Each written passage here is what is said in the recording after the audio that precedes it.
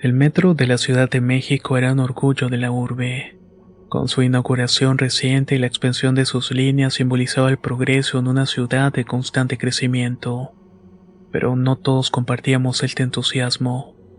Para mí, Emilio, que trabajé durante los años en la construcción de los túneles, estas profundidades siempre me parecieron inquietantes. Y lo que vivimos allá por los 70 confirma mis peores temores. Todo comenzó con simples rumores entre los compañeros. Algunos hablaban de gruñidos extraños en los túneles más remotos, sonidos que no parecían provenir de las ratas que infestaban las profundidades. Otros decían haber visto dos puntos amarillos brillando en la oscuridad, como si unos ojos los observaran desde lejos. Nadie quería admitirlo abiertamente, pero el miedo comenzaba a extenderse entre todos nosotros. Con más de 2 décadas trabajando en obras subterráneas, no soy fácil de intimidar. He visto accidentes, derrumbes y hasta compañeros que se extraviaron en los laberintos del subsuelo. Pero incluso yo sentía algo diferente que se movía en esos túneles. El aire se volvía más pesado y el silencio era casi palpable, y había momentos en que era imposible ignorar la sensación de ser observados. Una noche, mientras trabajábamos en un turno nocturno junto a otros 5 hombres, escuchamos algo que nunca voy a olvidar. Era un gruñido bajo, gutural que resonó por las paredes del túnel. Nos detuvimos en seco, intercambiando miradas nerviosas. ¿Escuchaste eso?, preguntó Ramón, uno de los más jóvenes del equipo. Asentí, tratando de mantener la calma. Debe ser algún animal atrapado, dije, intentando sonar convincente. Pero en el fondo sabía que ese sonido no pertenecía a ninguna criatura que conociera. No era un gato, no era un perro y tampoco eran ratas. Seguimos trabajando, pero el ambiente se volvió tenso. Cada crujido de las herramientas contra la roca se sentía como un estruendo en el silencio opresivo del túnel. De pronto, Pedro, otro de los compañeros, gritó y soltó su linterna. Ahí está, dijo señalando hacia un recoveco en la oscuridad. Todos dirigimos nuestras linternas al lugar, pero no había nada. Intenté calmar a Pedro, pero estaba pálido y temblando. Era alto como un hombre, pero no era humano. Susurró con la voz quebrada. Los ojos le brillaban en la oscuridad. Esa noche decidimos abandonar el turno antes de tiempo. Nadie quiso hablar de lo ocurrido, pero todos sabíamos que algo no estaba bien. Conforme fueron pasando las semanas, los rumores se intensificaron. Algunos trabajadores pidieron ser transferidos a otras líneas, alegando que en ese tramo pasaban cosas extrañas. Las desapariciones de vagabundos o borrachos que entraban en la entrada del metro comenzaron a hacerse más frecuentes. También varios compañeros juraban haber visto a la criatura moviéndose rápidamente entre las sombras. ¿Saben qué es lo peor? Que estas descripciones siempre eran consistentes. Un ser alto y extremadamente delgado, con piel pálida, dientes afilados y ojos amarillos que brillaban en la oscuridad. Algunos decían que emitía un gruñido que helaba la sangre. Una noche me asignaron a inspeccionar un túnel que había sido cerrado temporalmente por reparaciones. Aunque no estaba solo, la idea de caminar por un túnel abandonado me provocaba un nudo en el estómago.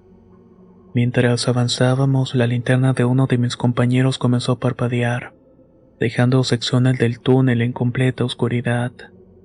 Fue entonces cuando lo vi. A unos 30 metros de distancia, 2 puntos amarillos brillaban en la oscuridad.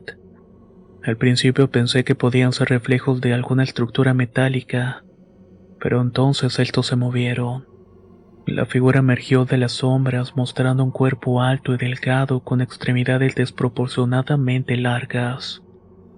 Sentí un terror que nunca había experimentado antes. La criatura no se acercó, pero tampoco escapó. Simplemente me miró durante lo que parecieron minutos, aunque únicamente fueron segundos. ¡Corran!, grité y sin esperar respuesta di la vuelta y corrí hacia la salida. Mis compañeros me siguieron, pero ninguno quiso hablar de lo que había pasado.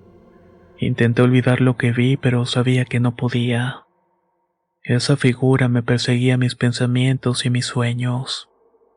Los rumores llegaron a los oídos de las autoridades del metro, quienes inicialmente desestimaron todas nuestras historias como meras supersticiones. Sin embargo, las desapariciones de personas sin hogar y los informes de ruidos extraños comenzaron a llamar su atención. Decidieron intervenir, pero de manera discreta para evitar el pánico. Una noche, un grupo de hombres armados acompañados por altos mandos del metro llegaron al túnel donde habían reportado más avistamientos. Me pidieron que los acompañara junto con otros compañeros, aunque no nos explicaron exactamente qué estaban buscando. Mientras explorábamos las profundidades del túnel, el ambiente era sofocante. Los ruidos habituales del subsuelo parecían amplificados y todos sentíamos que algo nos estaba mirando desde las sombras. De pronto, un gruñido profundo resonó por las paredes, seguido de un chillido agudo. Los hombres apuntaron sus linternas hacia el sonido, pero lo único que vimos fue una sombra que se movía rápidamente entre los escombros. Esa noche lograron capturar a la criatura, aunque nadie quiso hablar de cómo lo hicieron. Solamente recuerdo haber visto a los hombres arrastrando algo enorme, cubierto con mantas, hacia un camión. Algunos decían que el ser estaba inconsciente, mientras que otros aseguraban que seguía gruñendo y luchando por liberarse. El operativo fue un éxito, pero las preguntas quedaron sin respuestas. Nadie supo qué le hicieron a la criatura ni a dónde la llevaron. El túnel fue reabierto y metieron nuevos obreros, y después de unas semanas las historias comenzaron a desvanecerse con el tiempo. Pero no todos los rumores desaparecieron. Algunos compañeros decían que aunque la criatura había sido capturada, su presencia seguía impregnada en el lugar. A veces mencionaban sombras que se movían por cuenta propia, que el aire era más pesado, como si algo invisible acechara. Una noche, volviendo al trabajo tras varios días de ausencia, me asignaron un turno nocturno en el mismo túnel. No pude evitar sentir un nudo en el estómago cuando entré. Las paredes de concreto frías y desnudas parecían cerrar el espacio a mi alrededor. Aunque intenté concentrarme en mi trabajo, cada crujido y eco me ponía los pelos de punta. Mientras revisaba una sección del túnel con otros 2 compañeros, escuchamos un ruido que detuvo nuestros movimientos. Era un sonido sordo, como si algo golpeara suavemente las paredes desde el interior. Uno de mis compañeros intentó bromear para romper la tensión. «¿Creen que tenía familia?», dijo intentando reír, pero su voz delataba su nerviosismo. Avanzamos con cautela, enfocando las linternas hacia el lugar de donde provenía el sonido. Era una puerta metálica que daba acceso a un almacén de herramientas. Sabíamos que no había nadie ahí, pero al abrir la puerta no encontramos nada fuera de lo común. Sin embargo, esa sensación de ser observados no desapareció. Fue en ese momento cuando escuché algo que me heló la sangre. Un gruñido bajo y gutural parecido al que había escuchado antes de ver a la criatura. Sentí que el aire se me escapaba de mis pulmones y una ola de pánico me recorrió el cuerpo. Los compañeros también lo escucharon y sus rostros lo decían todo. «Vámonos de aquí», dije casi gritando. Salimos del túnel sin mirar atrás, y cuando llegamos al exterior la sensación de alivio fue inmediata. Nadie dijo una palabra durante el resto de la noche, pero sabíamos que no lo habíamos imaginado. Un par de semanas después, un compañero veterano que había trabajado en los túneles desde el inicio de la construcción del metro me contó algo que me dejó inquieto. Según él, no era la primera vez que ocurría algo parecido. Durante las primeras excavaciones también habían reportado avistamientos de sombras extrañas y ruidos inexplicables.